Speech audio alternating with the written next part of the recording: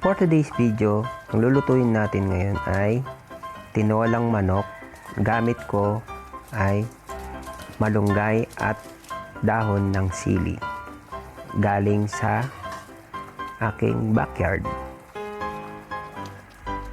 Tara guys, samahan niyo akong magluto.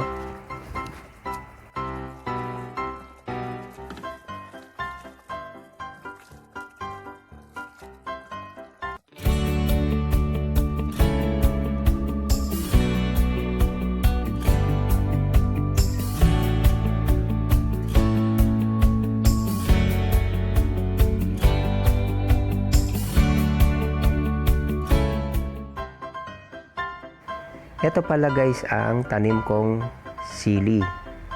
So dito lang ako kumukuha kapag gusto ko magluto ng tinola. Sarap yan guys sa tinola. Lalo na yung dahon mo, mag green green. Wow! Next video ko naman guys, papakita ko sa inyo ang aking munting farm sa aking backyard. Makikita ninyo ang mga tanim kong gulay. Maliliit pa kasi guys, kaya hindi ko pa siya pinapakita eh. Yan ang aking tanim na malunggay at ang aking papaya. Ito guys, yan po ang aking mga sangkap sa tinola. Malunggay, dahon ng sili at papaya. Pinoy na Pinoy. Tara guys, umpisa na po natin. Nagugutom na ako.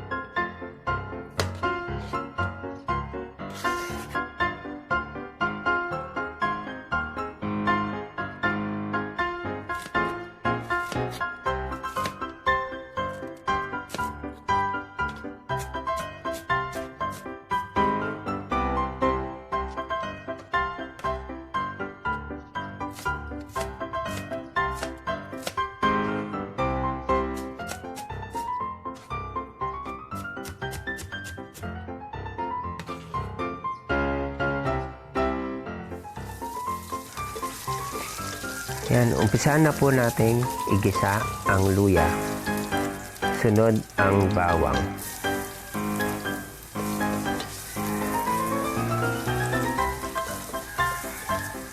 Tapos isunod ang sibuyas.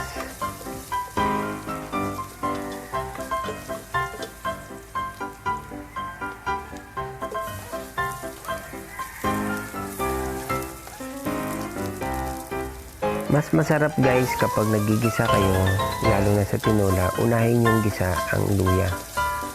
Tapos isunod ang bawang at sibuyas.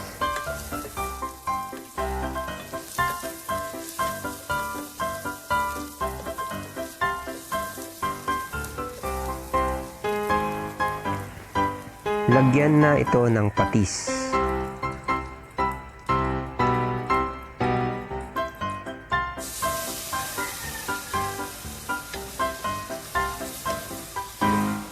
Tapos itong nagisa, guys, ilagay na ang mga manok.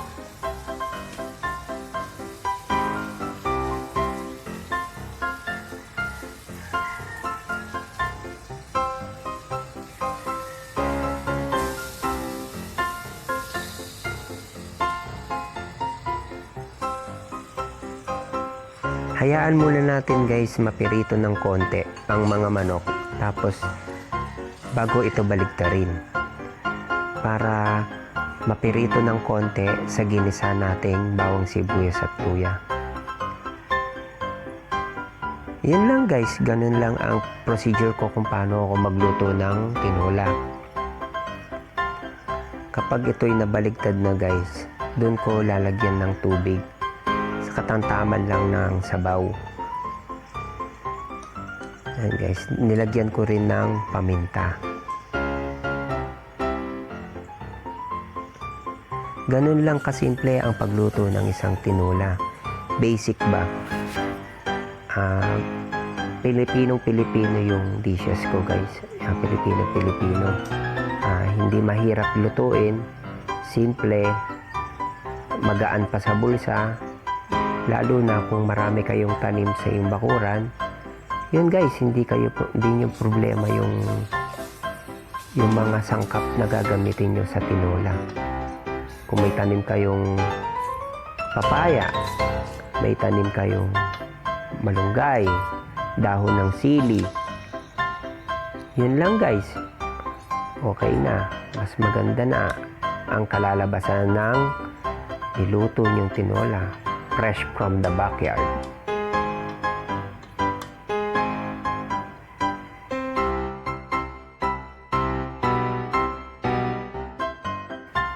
Katamtaman lang ang nilagay kong tubig guys, para yung lasa ng manok ay nasa sabaw.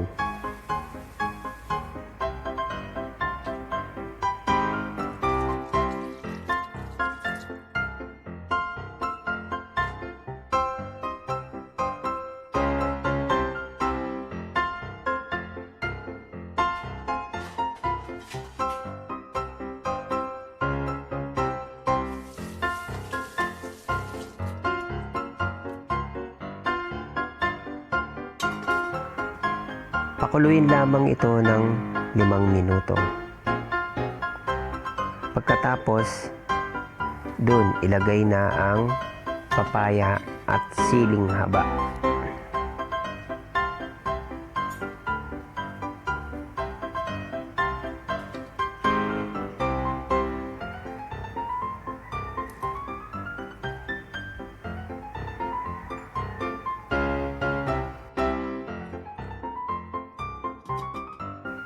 Pakuluin ito ng 3 minuto. Ilagay ang dahon ng sili at ang malunggay. Ganun lang kasimple guys ang pagluto ng tinola. Pagkalagay ang mga malunggay at dahon ng sili, takpan ulit ito at pakuluin ng 3 minuto.